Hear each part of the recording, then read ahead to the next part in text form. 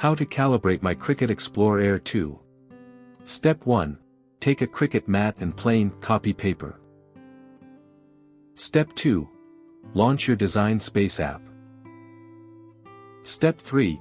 Open the hamburger button on the left, then click on Calibration. Step 4. Click on the Print then Cut button. Step 5. Select your printer and click on Print. Step 6. Click the Continue button. Step 7. Load the mat and paper into the machine, then press the flashing Go button. For more such help and information, visit us at www.manimaker.com or call us at +1 786 866 5932 +44 020 3983 0480.